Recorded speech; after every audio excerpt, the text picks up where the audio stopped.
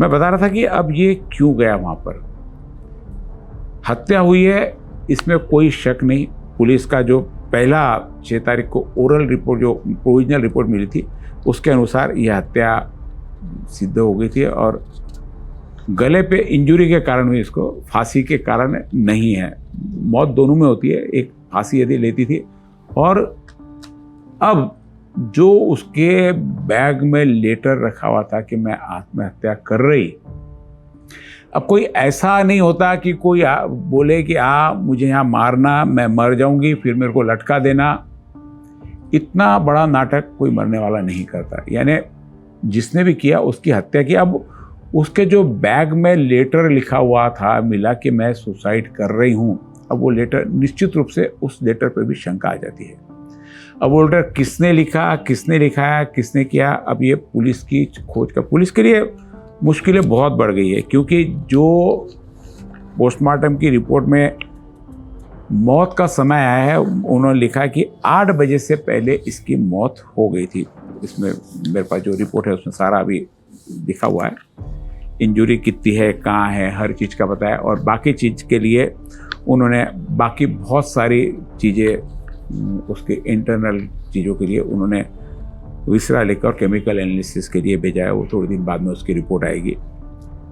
हो सकता कि मरने के कारण और भी कोई हो सकता है, मारने का कारण कोई भी हो सकता, ये समय के बाद ही मालूम पड़ेगा उनकी रिपोर्ट आने के बाद में। अभी हत्या हो गई है निश्चित है। और हत्या के आरोप में जो पकड़े गए वो 8:03 पे, जैसे मैं पूरा बताया, 8:03 पे अंदर गए थे, उन्होंने बॉडी उतारी।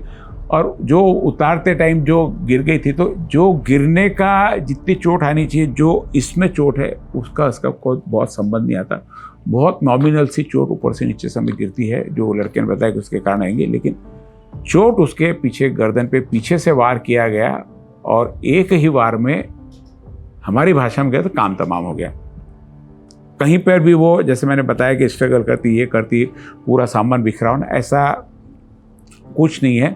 एक ही बार लगा और ख़त्म हो गई। उसके बाद में उसे लटका दिया। यानी वेल प्लान्ड मर्डर, और मारने वाले को भी पता था कि यह यहाँ यदि इस प्रकार से चोट की तो वह मर जाती, और उस चोट में मर गई। कई बार भ्रम रहता है कि उसको घायल कर दो, थोड़ा सा ये कर दो, उसके बाद में लटका दो, वो भी नहीं हुआ। मरी वो शादी की वो उसके जो वार हुआ उसके कारण ही। अब हत्यारा कौन, यह पुलिस के लिए बड़ा प्रश्न है। पुलिस ने आरोप तो दर्ज कर दिया। अब प्रतीक वहां पर क्यों आया था? तो कल हमारे पास में एक वहां पे बयान आया है उसकी सहेली का, जो मृतक की सहेली थी। उसने भी बयान में ये कहा कि इनका बहुत समय से अफेयर था। ये कभी कभी इनके लड़ते भी रहते थे, माँ के इसका निपटाती थी। कई बार होता ना कि आपस में जब दोस्त लोग आके उनको समझा बुझा के निपटाते, तो वो उनकी वो कहा। उसके बाद में एक विशेष बात उन्होंने कही कि मुझे मृतका की बहन का फ़ोन आया था कि आकांक्षा फ़ोन नहीं उठा रही है। अब उसने कहा प्रतीक को फ़ोन करे या जाके देख, ये मुझे भी स्पष्ट नहीं, वापस सुनूंगा जब स्पष्ट हो जाएगा। लेकिन उसने प्रतीक को फ़ोन किया कि आकांक्षा फ़ोन नहीं उठी है। करीब 7:30 से 7:45 बजे की बात है। यही बात उनके घर वालों ने कंफर्म की। वही मैं बताऊंगा कि 7:30 से 8 बजे के आसपास प्रतीक को फ़ोन करके वहाँ पे बुलाया गया घटना स्थल पर, कि वह फ़ोन नहीं उठा रही। यानी फ़ोन नहीं उठा रही, तो उसने भी कहा कि मेरा भी फ़ोन नहीं उठा रही है वो, मैं जाकर देखता हूँ कि क्या है। उसी समय घर पे उसका दोस्त आया हुआ था मोबाइल लेने के लिए, ऐसा मुझे जानकारी है। उस दोस्त को, जिसको दूसरे को भी आरोपी बनाया, उसके बारे में बताऊं कि वो वहाँ तक कैसे पहुँचा। अभी ये था कि 7:45 बजे उसको फ़ोन गया है, 7:45 के आसपास, 5-10 मिनट ऊपर नीचे हो सकता, क्योंकि मेरे पास एग्जैक्ट टाइम उस जिसने बयान दिया उसका नहीं मिला। यदि मिलता है तो वो भी बता दूंगा एग्जैक्ट। उस टाइम फ़ोन करती है वो कि ये फ़ोन नहीं उठा रही, वो बोलता मैं जाता हूँ। थोड़ी देर बाद उसको और फ़ोन, थोड़ी देर बताया, मुझे समय नहीं बताया, थोड़ी देर बाद उसको और फ़ोन करती थी, इसका फ़ोन ये उठाता नहीं है। शायद हो सकता है घर से निकलते समय रास्ते में हो, उसने फ़ोन ना उठाया हो। और बोलती 5 मिनट बाद मुझे फ़ोन आया कि आकांक्षा ने फांसी ले ली। ये उसका पहला शब्द था कि आकांक्षा ने फांसी ले ली, क्योंकि उसने जो वह सीन वहाँ पे जाके देखा तो बॉडी लटकी हुई थी, उसने उसको उतारते समय उसे गिर गई, गिरने के कारण चोट लगी होगी, ऐसा प्राथमिक अनुमान उसका था जो रिपोर्ट आई उसके बाद में। लेकिन वो उसके बाद में उसको बाहर लेके आया। उसके बाद में वहाँ पे उसकी बहन आती है, कथित वहाँ पे लोगों के अनुसार वो फोटो खींचती है और वहाँ से चली जाती है, वो रुकती नहीं है वहाँ पर। थोड़ा सा क्यों नहीं रुकी, उसने क्यों चिल्ला चोट नहीं मचाई, क्यों लोगों को जमा नहीं की, क्यों उसने पुलिस को फ़ोन नहीं की, क्यों उसने 112 पे फ़ोन नहीं की, क्यों उन्होंने उसके दोस्तों को नहीं बोले, बहुत सारे प्रश्न हैं जो पुलिस को भी इसके जवाब लेने हैं। जबकि प्रतीक जब घर पे जाके देखा तो उसने अपने सारे दोस्तों को फ़ोन किया, पुलिस को रिकॉर्ड में मिल जाएगा, दोस्तों को वहाँ पर प्रतीक अपने दोस्तों को फ़ोन करता है, वहाँ बुला लेता है, किसी प्रकार की मदद की ज़रूरत पड़ सकती है, क्योंकि उस समय तक तय यह भी नहीं था कि जिंदा है या मर गई। इसके बाद अब प्रतीक के साथ में प्रथमेश वहां कैसे पहुंचा, क्योंकि 2 लोग आरोपी बने हुए वहां पे।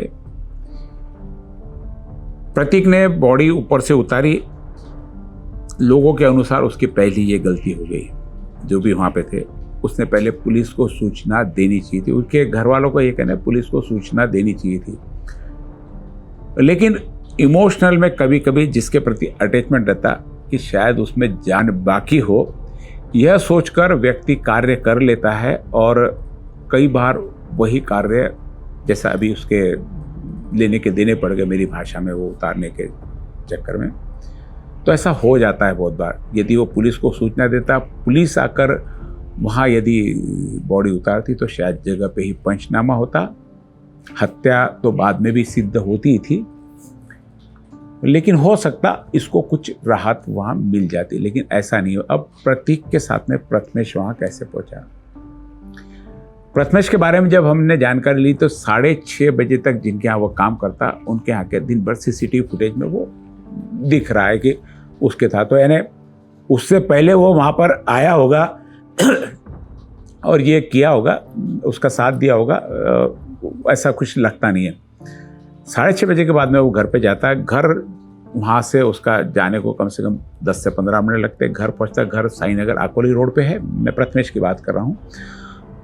7:30 के दिन 7:20 तक घर में था। 7:20 के आसपास ऐसे जो उनके घर पे चर्चा हुई उनके हिसाब से 7:20 के बाद में वह अपने दोस्त के यहाँ जाता है। कुछ मोबाइल उससे लेना था, उसको मोबाइल देना था, इसको लेना था, तो वो देखने जाता है, यानी प्रतीक के घर पे जाता है। प्रतीक वहाँ पर लक्ष्मी नगर में रहता है और वहाँ तक पहुँचते 15 से 20 मिनट उसके लिए, यानी 7:40 7:45 के आसपास वहाँ पे पहुँचता हूँगा।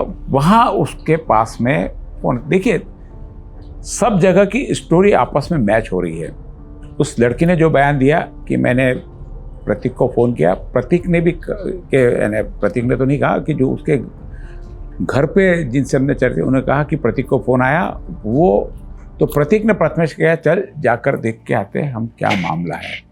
जैसे प्रतीक का बताया कि प्रतीक को फ़ोन आया, प्रतीक ने कहा कि मेरा भी फ़ोन नहीं उठा रही, फिर उस लड़की ने वापस फ़ोन किया, प्रतीक ने फ़ोन नहीं उठाया। प्रतीक ने वहाँ जाकर उस लड़की को वापस कॉल किया कि आकांक्षा ने फांसी ले ली। तो प्रथमेश उसके साथ में वहाँ जाता है। प्रथमेश बाहर ही खड़ा रहता है, ये उसको अंदर टॉर्च से देखता है, सारी बॉडी जो मैंने आपको बताया पूरी स्थिति रहती।